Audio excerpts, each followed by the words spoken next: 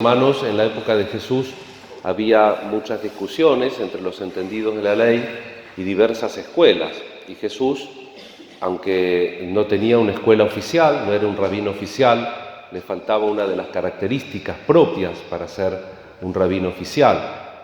Para ser rabino en esa época se necesitaba tener barba, por supuesto ser grande, ¿no? Tener barba, no tener ningún defecto físico y estar casado. Y entonces esas escuelas de rabino podían hacer las halajá, las halaká, que son las leyes que regían el pueblo. Con una curiosidad, que las halajá podrían ser perfectas, pero si la gente no cumplían, la ley por sí misma se abrogaba, dejaba de tener vigencia.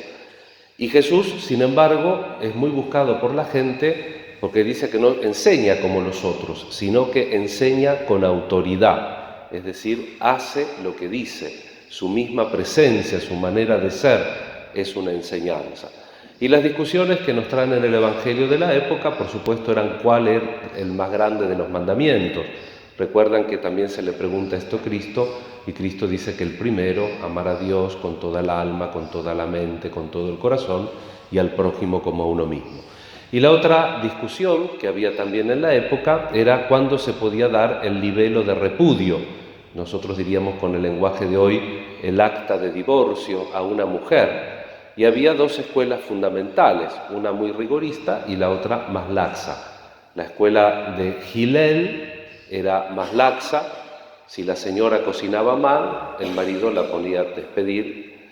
Y la de Shammai, el maestro Shammai, que solamente en caso de adulterio el marido podía hacer un acta de repudio y luego ser aprobada, ¿no? Para que esa persona, la mujer, no sea acusada de adulterio. De lo contrario, la ley de Moisés también obligaba a que se apedree. Y van a consultar a Jesús, como en otras veces habéis oído que se dijo, dice Jesús, pero yo os digo.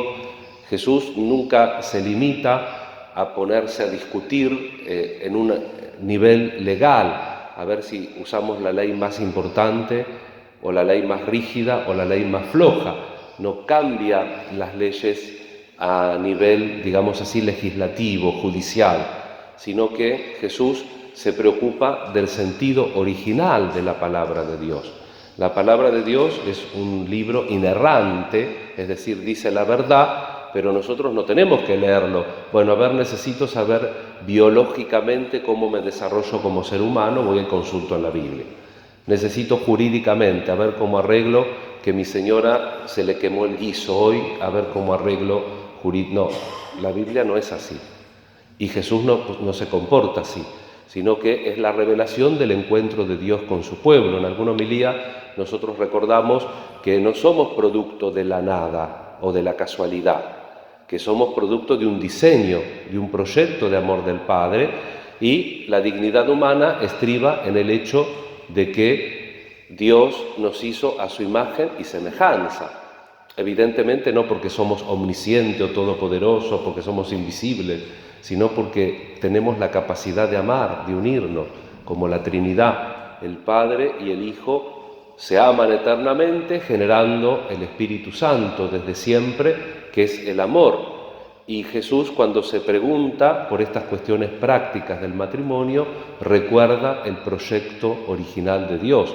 Dios los creó varón y varona, los creó para que sean dos en una sola carne, los creó para que aprendiesen a vivir según el modelo que es el amor de Dios. También varias veces lo dijimos, recordemos que el amor de Dios es un amor que se abre al otro, no es un amor que se cierra, que se repliega en sí mismo, el egoísmo. Amo para mí, quiero que el otro se peine, sea como yo quiero, diga lo que yo quiero, se vaya cuando yo quiero, vuelvo cuando yo quiero. Eso no es el amor, eso es un problema psicológico de cómo se manifiesta el amor a veces en la afectividad humana. Pero el amor auténtico y la institución natural del matrimonio, que siempre fue cuidada por todas las culturas, porque no hace falta grandes luces para saber que de la unión del óvulo con el espermatozoide se prolonga la especie, no hay otra manera. Aun cuando se haga en laboratorio, siempre parte de un óvulo y de un espermatozoide. Por eso todas las sociedades, y también las sociedades primitivas, reglamentaban y tenían un cuidado especial de la institución familiar, del matrimonio. Y Jesús no lo pone en un plano legal, sino pone la exigencia del amor, que el amor, cuando es auténtico, cuando es cierto, tiene una exigencia duradera. El amor auténtico tiene una exigencia permanente. Los compromisos que nosotros hacemos desde el amor son estables. Equiparado al matrimonio tenemos la vida religiosa, que está en las hermanas, la vida sacerdotal, el compromiso. A veces se percibe simplemente como el celibato, como la funcionalidad. Es cierto que hay una tradición en la Iglesia donde también históricamente se han ordenado hombres casados, pero cuando uno asume el celibato también lo hace desde la libertad y es un compromiso de amor. Y el amor decimos que es en las buenas y en las malas. No, ahora yo ya afectivamente conocí una chica o conocí un chico en el trabajo, dice la señora, me hace cosquillita en la panza, vamos a ver qué pasa, a ver el matrimonio. Va al psicólogo a ver qué le dice, no, vos te tenés que realizar, entonces va a prueba, después vuelve otra vez con él. Claro, porque el tema es que la afectividad, cuando nosotros convivimos, se hace una habitualidad. Entonces, claro, el otro es simpático, pero el otro te tiene un rato. Vos después, cuando el otro esté en tu casa, vamos a ver si es tanta simpatía. No podemos calificar las relaciones desde la exterioridad, sino que tenemos que hacer el esfuerzo de humanizar todas nuestras relaciones, pero no de humanizarlas biologicistamente o psicologistamente, sino tenemos que tomar nuestra humanidad desde el punto de vista del proyecto original, del proyecto de Dios sobre cada uno de nosotros. Y para eso tenemos que tener una actitud de niños, dice Jesús. Se ve que los niños de la época de Jesús eran revoltosos como los de nuestra época, y entonces los discípulos estaban un poco molestos, no querían que se acerquen los chicos.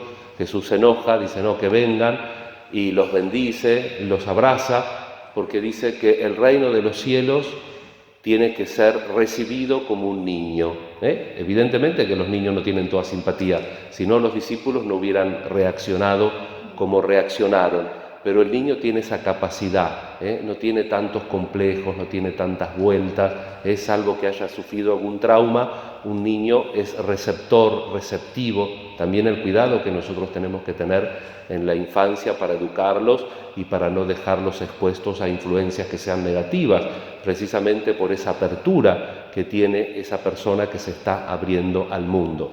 Y nosotros también tenemos que tener un corazón de niños abiertos a entender la palabra de Dios, no desde nuestros cálculos, nuestros egoísmos, nuestros deseos, sino la generosidad del proyecto original. Si planteamos los temas solamente desde un legalismo, desde un formalismo, podemos optar ciertamente, como tenían en el judaísmo, por una opción más rigorista, como la de Shammai, o por una opción más mangancha, como la de Hillel. Pero Jesús no quiere ir a ese nivel de la discusión, sino que lo lleva al plano original.